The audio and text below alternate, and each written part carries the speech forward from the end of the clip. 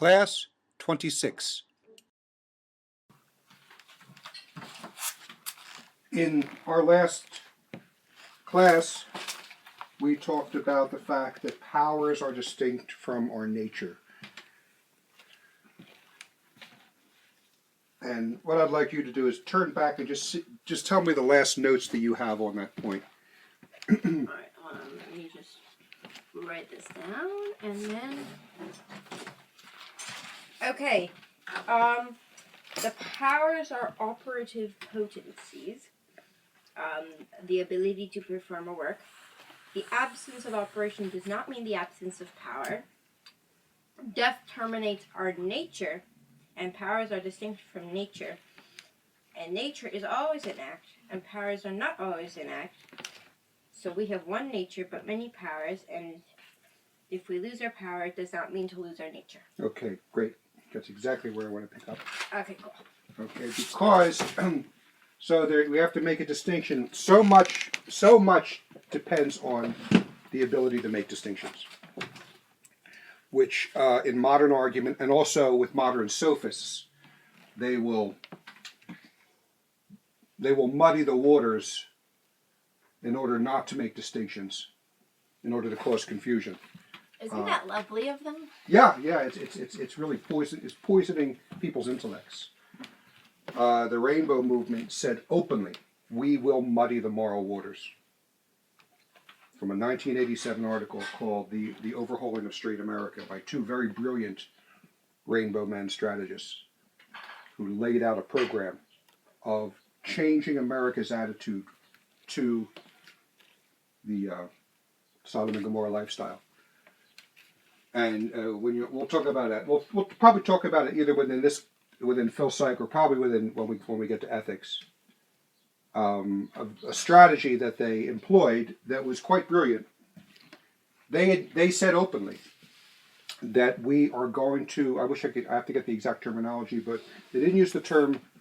They're going to go on a public relations blitz, and one of the things they said was. We have to make it all over the place. We have to have it in television. We have to have it in movies. We have to make it look normal. Secondly, we have to villainize Christians. We have to portray them in such a way that no sane people will want to be identified with them because they're nasty haters. And another thing, and they've been successful. This has been going on since 1987.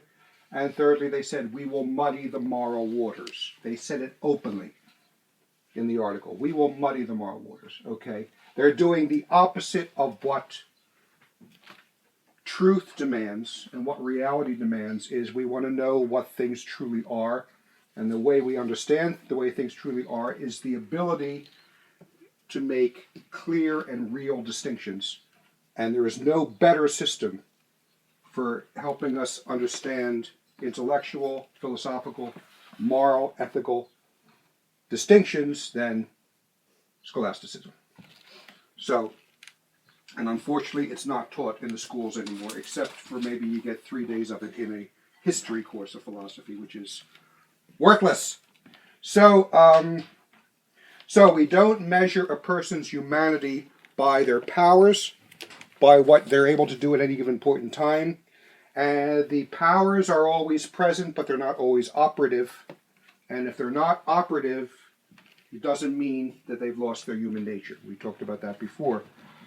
So, but there is an entire movement, particularly in medical ethics, that wants to redefine things, that does not talk about so much the fact that man has intrinsic value. One of Philomena's favorite words. Intrinsic. I like that word. That man has intrinsic value simply because of his human nature, but he has value according to what he is able to do. It's called the quality of life argument. It is big right now. If you would talk to our friends Jill and Julie, they would tell you it pervades the medical profession. It pervades, and this is very scary, it pervades the training that doctors and nurses receive. You always have to question someone's philosophy. G.K. Chesterton said that a landlady may not be interested in her tenant's bank account, whether or not he can pay, but she will be interested in his philosophy, whether he thinks it's okay to cheat the landlord. All right, and so a lot of what we get from these scientists and so-called ethicists, they will come out in their white robes or they'll come out with their PhDs and they'll make these pronouncements to the population about various things and about various things regarding morality or whatever. And because they're a scientist, people bow down before them, but nobody stops to think and ask them, what is your view of human nature? What does it mean to be human? Are we truly made, glide into to theology a little bit here, creatures made in the image and likeness of God? Or philosophically, does a human being have intrinsic value simply by their human nature? Or do you judge humanity based on their quality of life and what they're able to do? A lot of times they don't tell you that. They just make these pronouncements and no one stops to think and ask and say, do you believe that man is just a random product of evolution, that we're just a higher form of animal and we only have brain activity but we don't have an immortal soul? That's going to affect how they talk about humanity and how they talk about morality. And so it's what people have to be aware of. Now, there was one brief moment, well, one of the few, I won't say one because I know there were a few more, but there are a few brief moments when the anti-life people actually and openly reveal their hand. They show what they really are. Now, I just mentioned the Sodom and Gomorrah activists who said openly, we will muddy the moral waters, we will vilify Christians. Okay, that's very rare to hear that openly. We have another instance of this in a medical magazine called California Medicine, September 1970, volume 113, number 3. 1970. This is 3 years before Roe versus Wade. 3 years before. And what this editorial, it is a viciously pro-abortion editorial from the medical profession, because that's where people are getting their ethics from regarding medicine, medical ethics, as if medical ethics can stand apart and be abstracted completely from ethics and morality in general. But what this is a very helpful editorial, because what it does, it contrasts the old ethic, the old Western ethic, and what they call the new ethic. Now you have to remember what was going on at this time, and we'll talk about this when we talk about ethics, is the rise. First of all, we had the Second Vatican Council happening, and this idea that truths, dogmatic truths that we always held as unchangeable, suddenly now they're changeable. Suddenly now they can change. We used to say there's no salvation outside the church, and we have to work towards converting non-Catholics. Vatican II comes along and, as Cardinal Casper says, does away with that immutable truth, it's supposed to be immutable, all it is, and replaces it with a new structure that says we don't try to convert non-Catholics. We try to become them. Well, in a certain sense, yes, but the notion of conversion of non-Catholics is replaced by the new smile button theology of convergence with non-Catholics. We don't discuss all these thorny doctrinal crescents that divide people. We get together on what we can agree upon, such as cleaning up a highway, feeding the poor, or fighting global warming. All right? Yes. So, Global warming wasn't big back then, but you get the idea. There was the idea, of course, a very big mistake that John the 23rd and Paul the 6th did, is setting up a commission to study the church's teaching on birth control. What does that automatically tell the average person with just basic intelligence? Hey, there might be a way around There this. might be a change. Now, no one's, you'll notice John the 23rd and Paul the 6th did not set up a commission to study whether it is moral for the parishioner to steal from the collection basket. That was untouchable. That was untouchable. No one questioned whether it was okay to steal from the collection basket. Okay, things like that. John the 23rd and Paul the 6th did not set up a commission to study whether we should open up the possibility of there being 4 persons in the Trinity.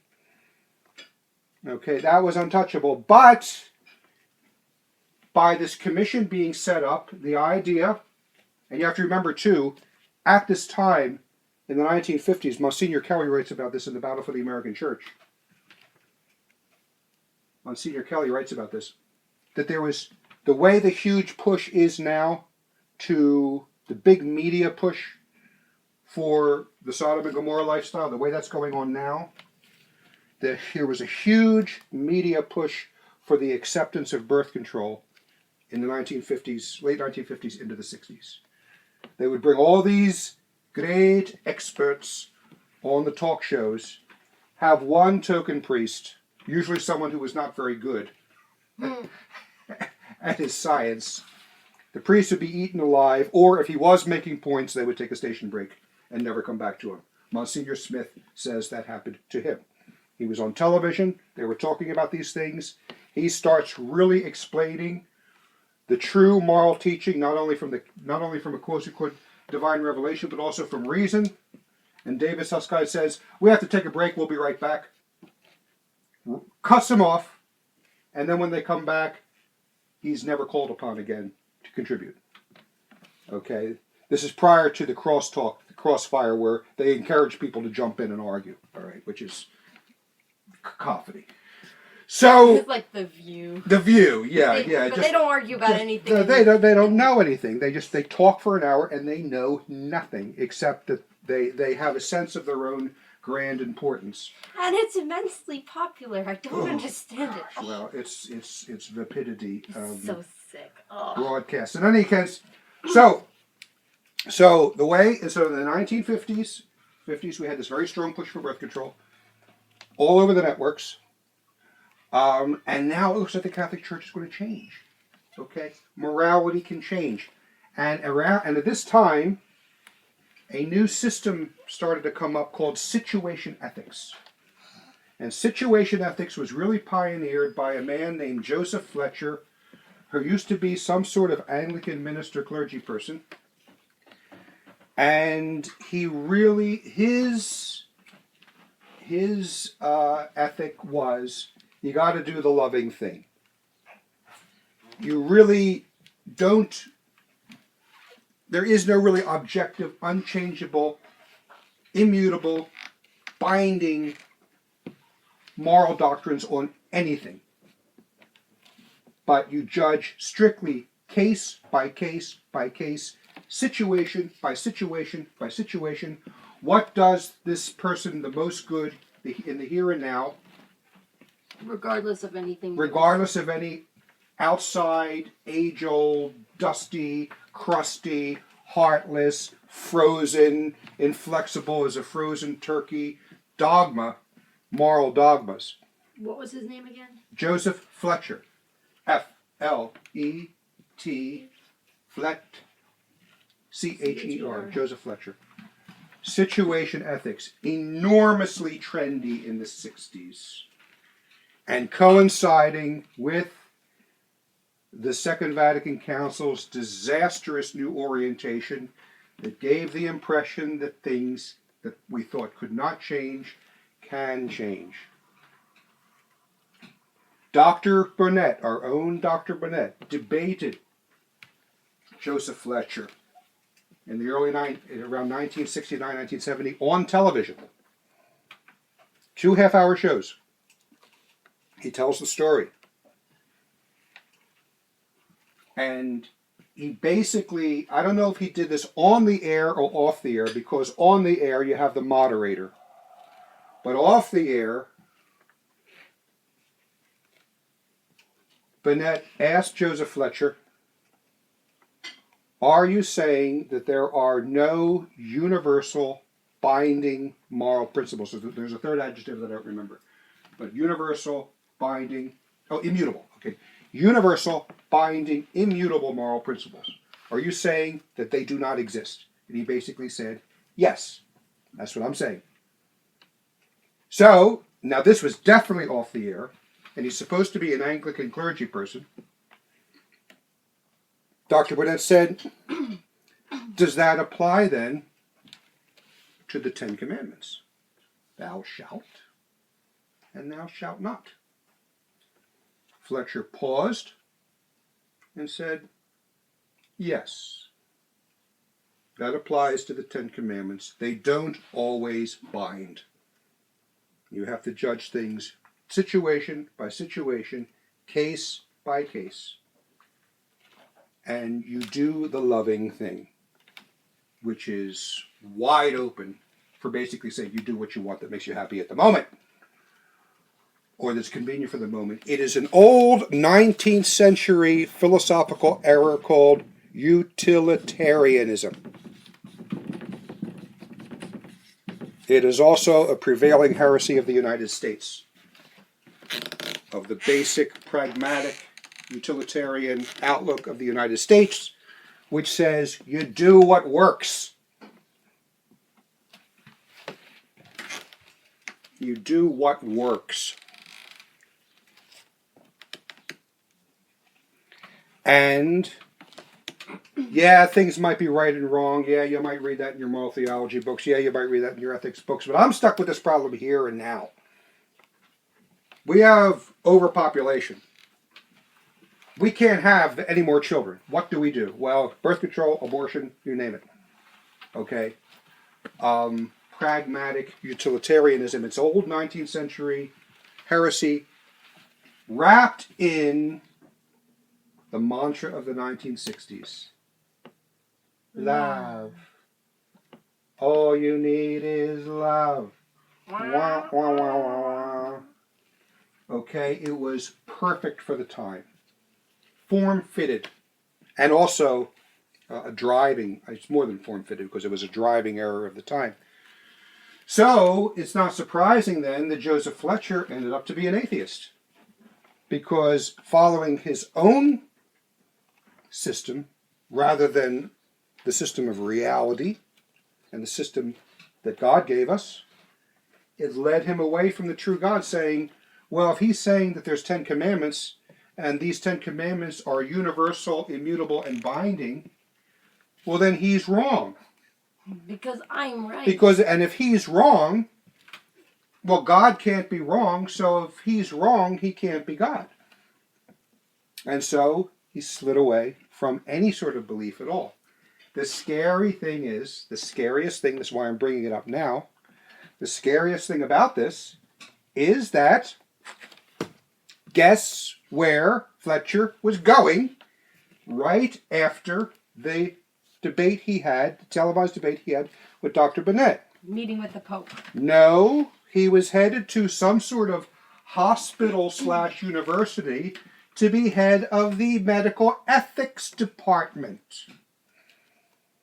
So you have Fletcher, who has rejected the universal, binding, immutable truths such as thou shalt not kill, or more specifically, thou shalt not directly take the life of the innocent and the helpless. That's really what thou shalt not kill means.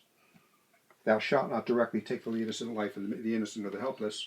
Or as Dr. Waters would say, thou shalt not do murder. Because when you kill someone in war, it's not murder.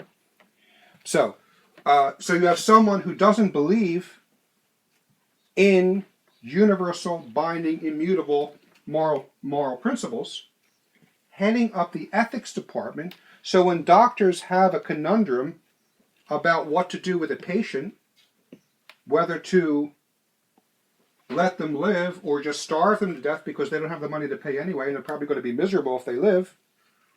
Just bump them. Fletcher would say, do the loving thing. Do the loving thing.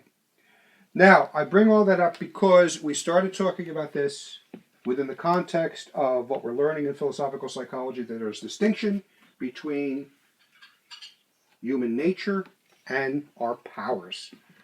And we cannot be and the powers are not always operating, and we have all types of powers for all types of things. And so the powers may not always be operating, but our human nature is always operating. Nature is always operating. Nature is always in act. Powers are in potency that come in and out of act. And our human nature does not depend, our humanity does not depend upon our power. Well, along comes California medicine. Look at the time, 1970, right in the thick of all this situation ethics business, right in the thick of this very strong push to make contraception a way of life, make abortion, quote unquote, legal. Of course, nothing can be legal. 4 points of a law are? It has to be a principle of reason for the common good promulgated by legitimate authority. Oh, very good. Now, principle of reason, 4 points. For the common good promulgated by legitimate authority. Okay, well, maybe abortion was promulgated, and maybe the authority that promulgated it is a legitimate authority in the sense that it was done by duly elected officials and properly appointed judges. But is it a principle of reason? No. No, it's not, because killing the innocent is not reasonable. And is it for the common good? No. No, because not only are you, as a 16-year-old, deprived of millions of your friends who should be alive right now and are not because of abortion, but also it's not for the common good because it introduces into society the idea that the way you deal with a person that you don't want around is to kill them. This applies primarily to the unborn. It's moving right into infanticide because they're not really persons, someone says. And also it applies to the other end of life, the elderly, the terminally ill, and do the loving thing, terminate their life. Now, very important medical essay in California medicine. Basically, as I said, it contrasted the old Western ethic with the so-called new ethic, and as I said, it was really terrific in this sense that it did it openly. It did it openly. It wasn't employing any tricks or public relations gimmicks. And it basically says that the old traditional Western ethic, quote, has always placed great emphasis on the intrinsic worth and equal value of every human life, regardless of its stage or condition. Okay, that's a direct quote. It understands well the true teaching. The traditional Western ethic, I'll say, has always placed great emphasis on the intrinsic worth and equal value of every human life, regardless of its stage or condition. The ethic is blessed and reinforced by Christian heritage and has been, quote, the basis for most of our laws and social policies.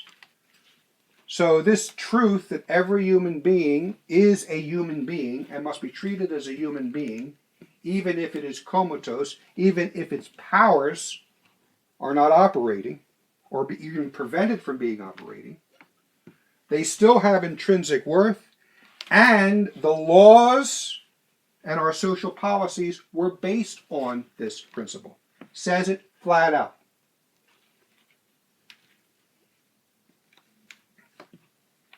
And then it says, but what we see now is the emergence of a new ethic that focuses more on what is called the quality of life, and it places a relative value on human life, not an absolute value.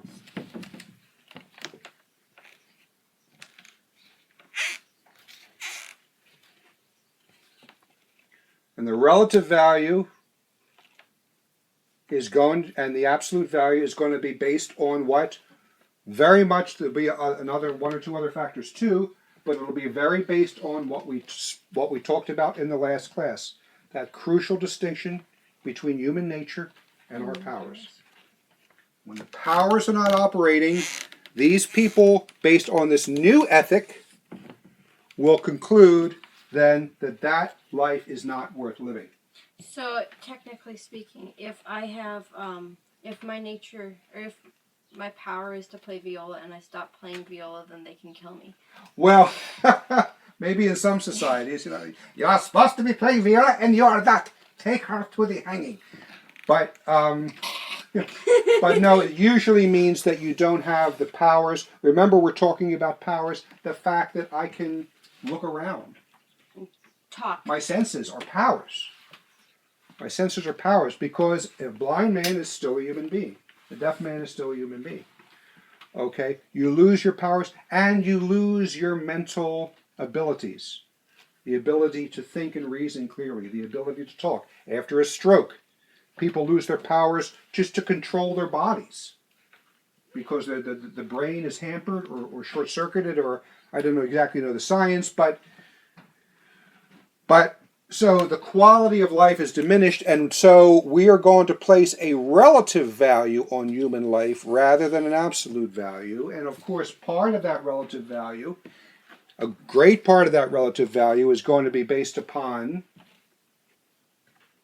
the operative powers, whether it has these powers, or in the case that we're going to get into now, and that is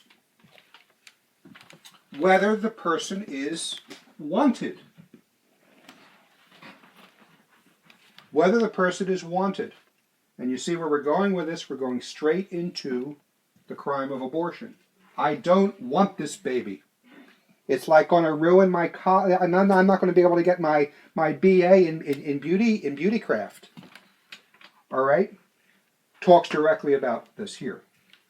Discusses abortion, and it says, we all know when human life begins. We know when human life begins.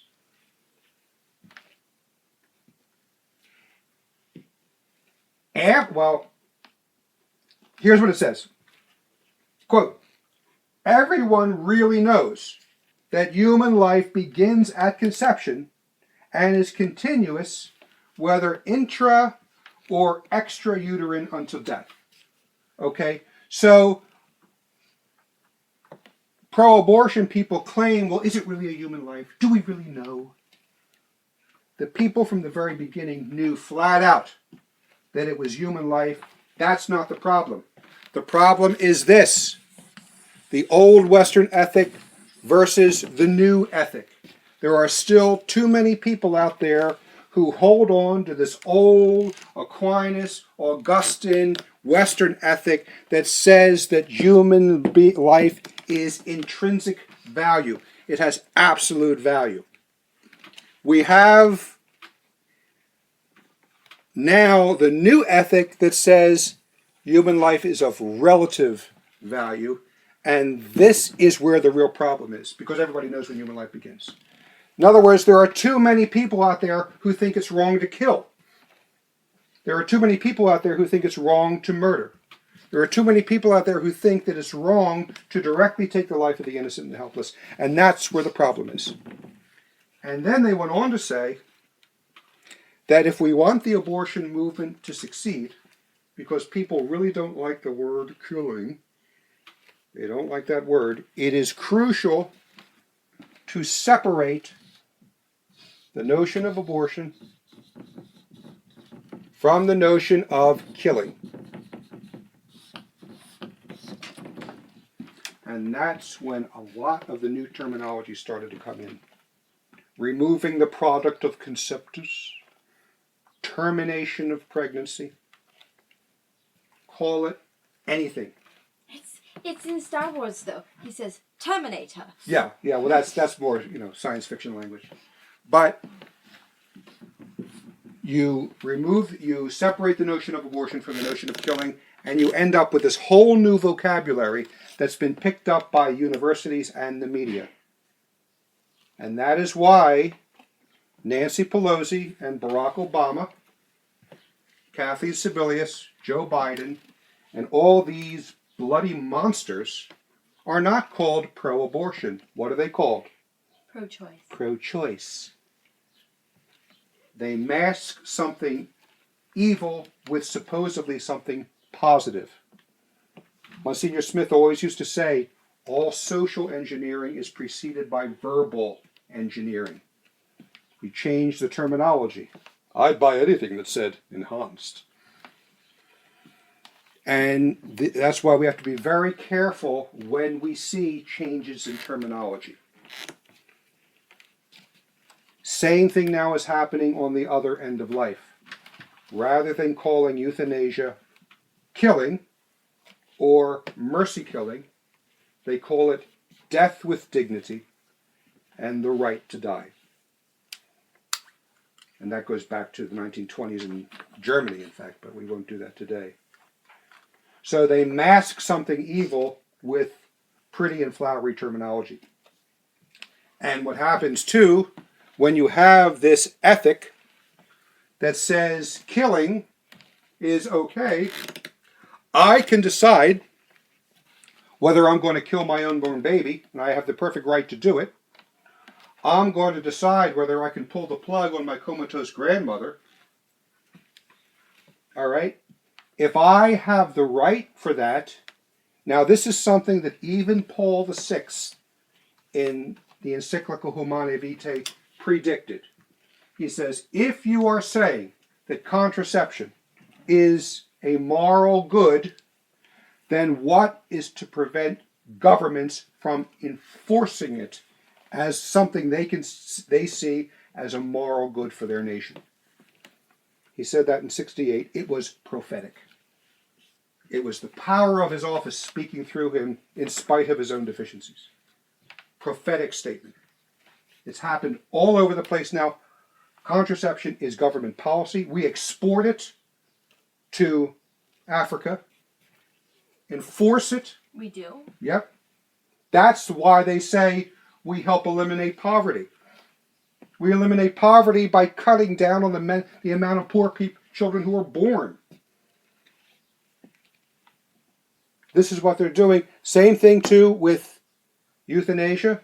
What is to prevent Obamacare from setting up what's called death panels? Because people who are terminally ill, why should we spend a lot of money on them when they're going to die anyway? Get rid of them now. This is the type of new Western ethic that takes over. And, of course, as it happened in Germany and could happen anywhere in the future, the so-called right to die can become the duty to die. Once this mindset has taken over, then you are off and running. Because, as we said with Joseph Fletcher, there are no universal, binding, immutable principles. You do everything on a case-by-case basis, and there is no overarching morality except the one that says, do the loving thing, so-called. So much of this new approach to humanity is, when I opened the last class about the distinction between nature and power, if you remember, I said what we're going to be talking about today is life or death principles and life or death issues. You see the ramifications of it. You see the ramifications of it here, and why it is so important to get the first principles right. Is either Aquinas or Aristotle, or both of them say, a little error in the beginning is a large error. Is a big error in the end. Okay, you could be out at sea, and you could be headed towards Boston, and you could be off 2 degrees, and you end up at a tundra in Greenland because you're pointing just a little bit in the wrong direction from the beginning. So that's it for today. And next time we're going to talk about powers. That powers are specified by their formal object, and then from there we go into that great layout given us by Dr. Waters, I think ultimately given to us by Dr. Woodbury, an 11 or 12 point distinctions between the image and the concept.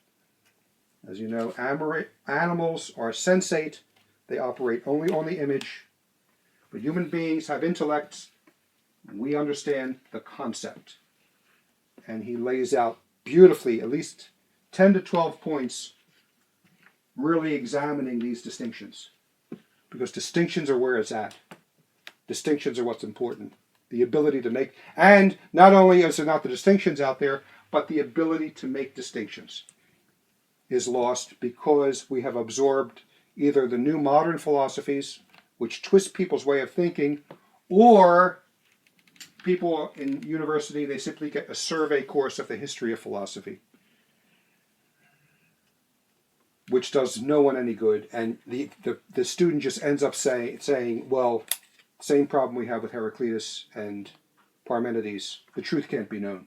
There's too much confusion. So I'm just going to get on with my life and succeed. So that's it for today. Next time we'll pick up on powers specified by their formal objects. Sound production copyright Oltene Library Services, all rights reserved. www.oltene.org. That's www.oltyn.org.